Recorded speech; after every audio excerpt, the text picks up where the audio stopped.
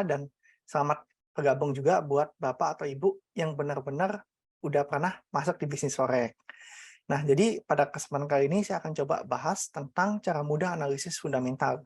Kenapa sih kok kita perlu belajar analisa fundamental? Bukannya kan forex kita taunya kan analisa teknikal doang ya, Kak Amel ya? Taunya cuma tarik-tarik garis doang ya? Nah, Betul.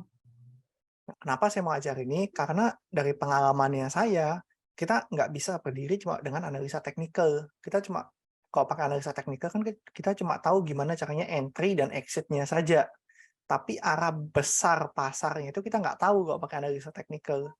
Berita bank sentral mau naikin suku bunga, turun suku bunga, terus inflasi dan lain sebagainya kan kalau kita cuma murni pakai murni pakai teknikal ya masih kurang. Itu kita butuh pendampingnya yaitu analisa fundamental.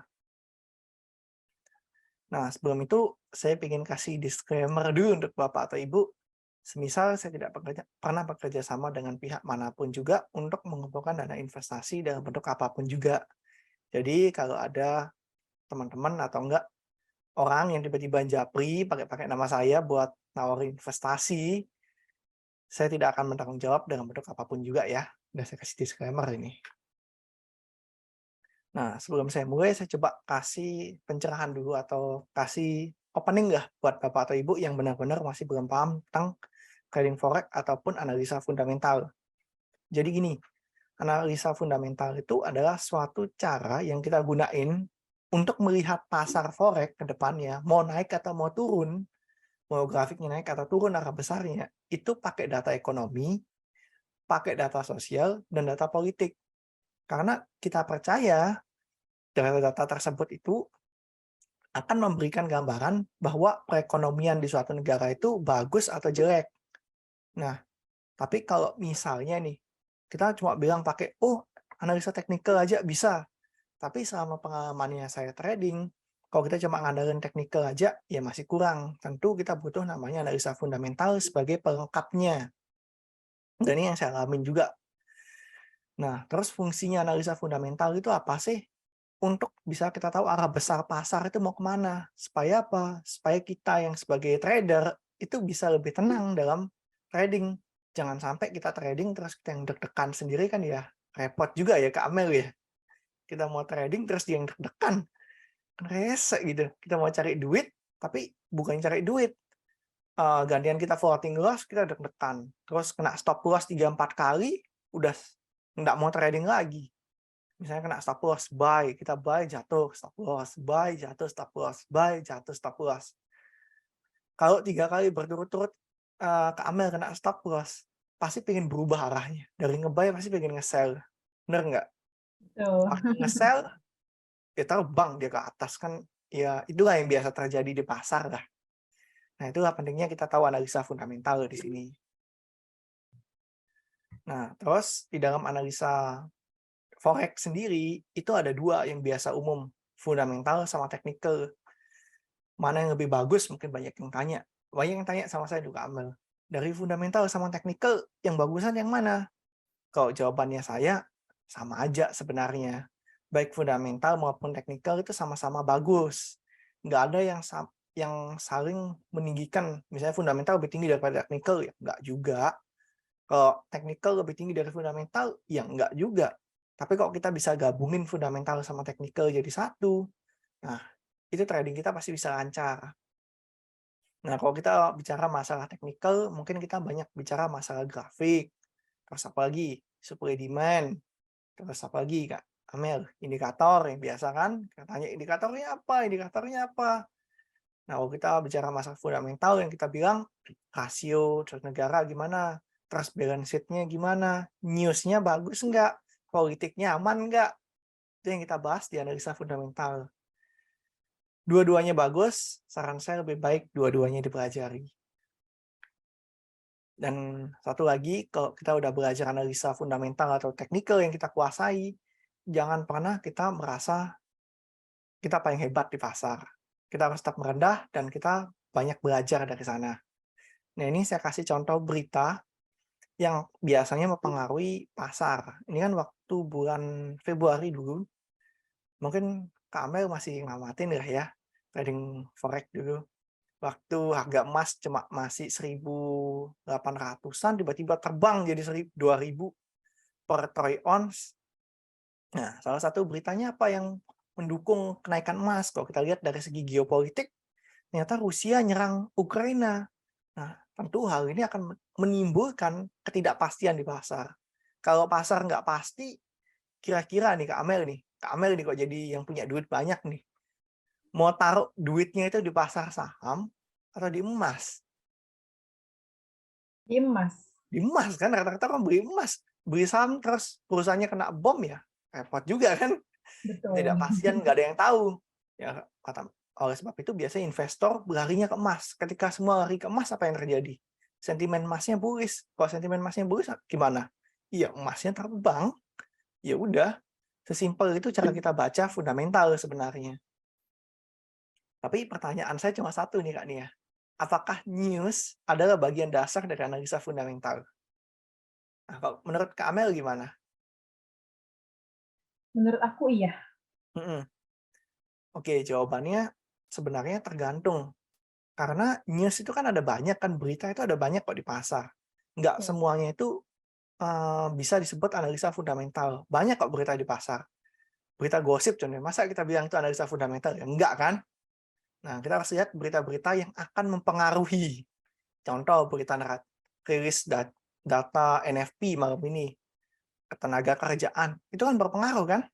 Nah, dari berita-berita itu kita kumpulin datanya jadi satu, baru kita analisa ini mau naik atau mau turun. Terus US dollar gimana ke depannya?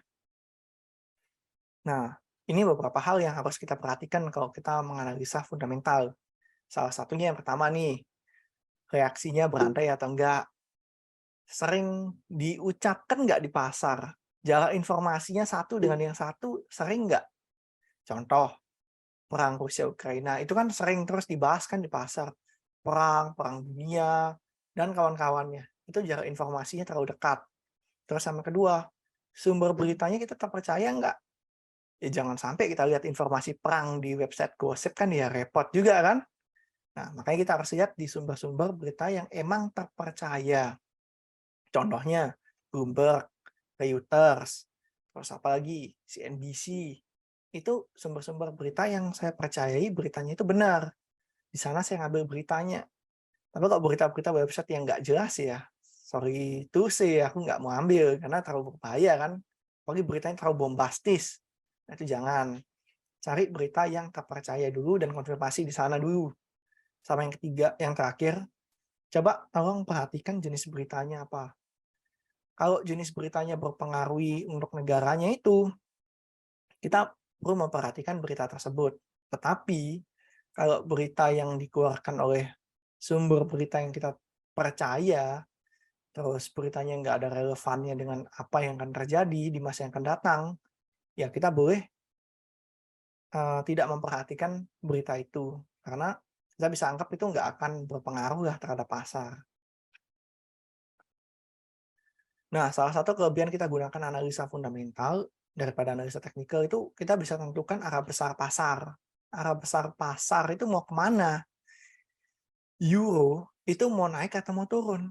Kalau The Fed naikin suku bunga, ya mata uang yang lawan US dollar ya mampus. Nah, kita dari sana kan kita udah tahu kan, oh arah besarnya berarti yang lawan US dollar bisa mampus. Ya udah berarti setiap US dollarnya melemah kita buy aja kalau The Fed agresif naikin suku bunga. Nah, itu logikanya kita kalau pakai analisa fundamental.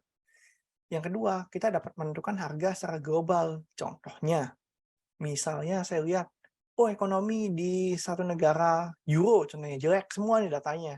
Tiba-tiba saya nemu nih kompetitornya yang data ekonominya lebih bagus daripada Euro.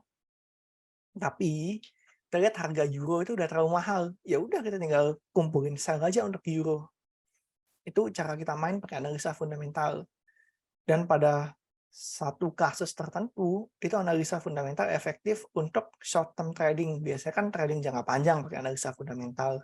Tapi bisa untuk jangka pendek. Contohnya, di pasar itu banyak sekali peluang yang bisa kita manfaatkan Bapak atau Ibu.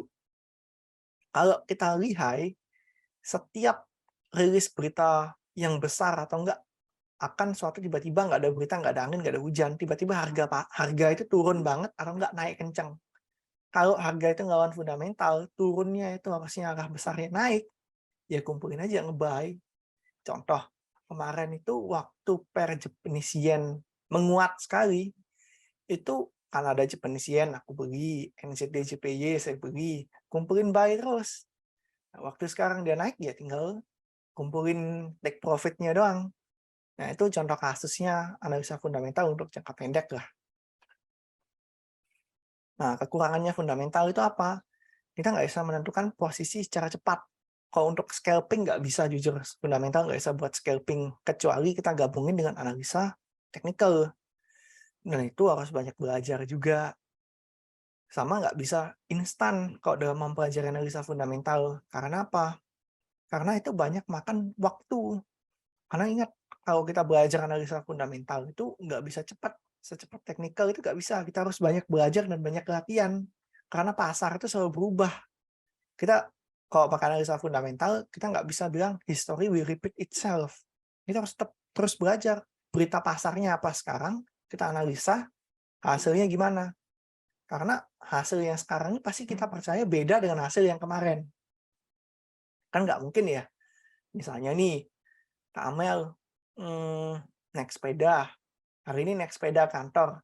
Terus besok saya percaya Kak Amel naik sepeda motor lagi nih kantor. Ya nggak juga kan. Bisa aja bareng temennya.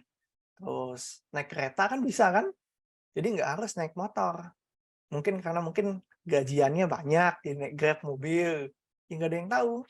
Nah, itu kan kita harus lihat dari duitnya Kak Amel juga kan bergantinya. Nah, itu salah satu contoh analisa fundamental lah. Kalau kita bilang itu mungkin bisa dibilang dari neraca dagangnya banyak nggak?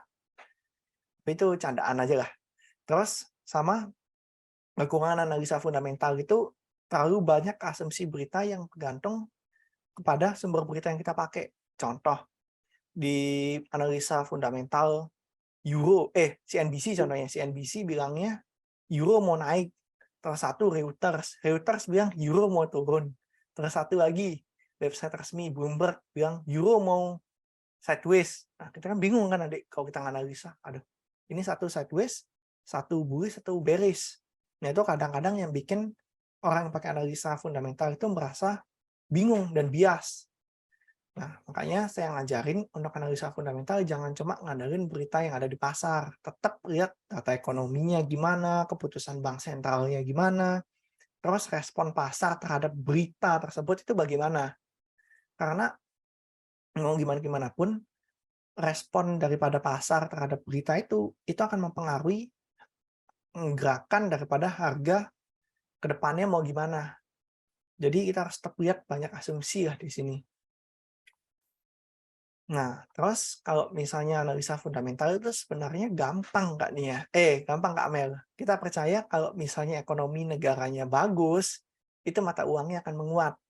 Kalau ekonomi negaranya jelek, maka mata uangnya akan melemah. Contoh nih, Kak Amel punya perusahaan, mau beli perusahaan deh kasarannya. Mau beli perusahaan yang neraca dagangnya atau enggak pendapatannya untung atau buntung. Untung dong. Untung kan? Untung. Nah, untung kenapa? Karena kita yakin perusahaan yang menghasilkan keuntungan akan bertahan lama. Dan begitu juga yang berlaku di forex. Mata uang yang fundamentalnya bagus, kita percaya investor akan mau taruh dana di sana daripada taruh-taruh di negara yang beresiko resesi, negara-negara yang beresiko bangkrut. Ya nggak ada yang mau taruh duit di sana. Karena kita percaya di dalam dunia keuangan itu nggak ada uang gratis. Nggak ada orang mau ngasih duit beli perusahaan bangkrut, terus tujuannya untuk bikin dia bangkrut. Ya enggak. Tentu tujuannya adalah mencari keuntungan. Nah, ini salah satu berita yang biasa saya gunain untuk melihat ada news atau enggak. Nah, salah satunya adalah Forex Factory. Bisa di-download atau enggak bisa dibuka di Google Play Store. Itu untuk mengetahui apa? Untuk lihat news di hari itu ada apa aja, terus di 7 hari ke depan ada apa aja. Dampaknya gimana? Kalau dia merah kayak gini artinya high impact. Kalau dia oranye nih medium lah biasa. Nah, itu kita untuk apa kita tahu kayak gitu? Untuk kita tahu di hari itu, berita apa yang akan mempengaruhi besar di pasar, di pair apa yang akan mempengaruhi. Kalau Bapak Ibu bingung, ini penjelasannya apa, tinggal pencet yang ini. Ini nanti bisa kelihatan semua, ini artinya apa, tuh.